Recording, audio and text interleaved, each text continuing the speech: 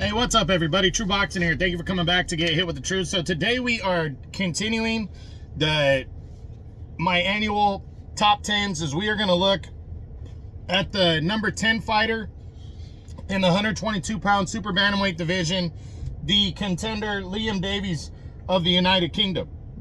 Excuse me. So now before we get into that, if you could smash the like button, leave a comment, or subscribe to the channel, I really do appreciate any and all support that I can get as I continue to build my channel here. So Davies drops one spot from number 9 to number 10. He entered the year an undefeated contender, wanting to, prove himself, as he was, I believe he was 15-0 coming into the year, and, was trying to work his way up to an eventual title shot in the division. But in, I believe it was, he only fought one time. Or he fought twice. He defeated a guy named Eric Ayala in March by a second-round TKO, and then he returned in November against Shabazz Massoud and suffered an upset 12-round split decision loss, handing him the first professional defeat of his career. So that was a tough one for Liam Davies. So overall, not a good year for Liam Davies, to say the least. Suffering your first defeat when you're, threatening to become a contender really hurts. And now heading into 2025, what kind of year is it going to be for him? Well, it's got to be a bounce back year.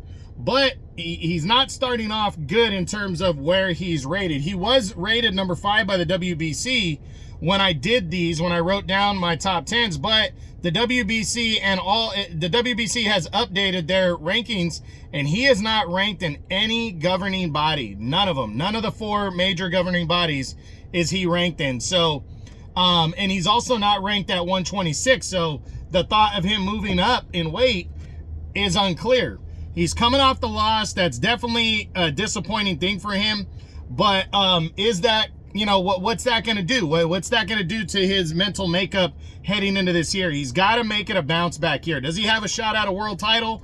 I'd say almost for sure a no, just because even though he's a big name, or not a big name, even though he's a good solid name, with him not being ranked in any of the governing bodies right now, and then also coming off of a loss, and then also Naoya Inoue being the undisputed champion, holding on to 4 of the world titles, it's already hard enough trying to get a title shot if you're an undefeated fighter or if you're a top-rated contender, as it is. So 2025 he should be viewing as a bounce-back year, trying to get back into the mix, and by the end of the year potentially moving into some kind of an eliminator, because with Naoya Inoue, if he takes on a couple more mandatories this year, like Sam Goodman, maybe MJ, and then, there's that David Picasso, or even a showdown with Junto Nakatani. After the Nakatani fight, which potentially is going to be in December of 25,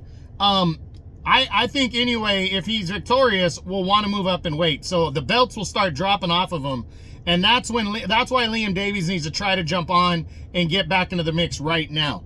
Another option is potentially a rematch with Massoud, if Massoud would be into it. So just got to see what happens. But I hope Liam Davies comes back. I like Liam Davies.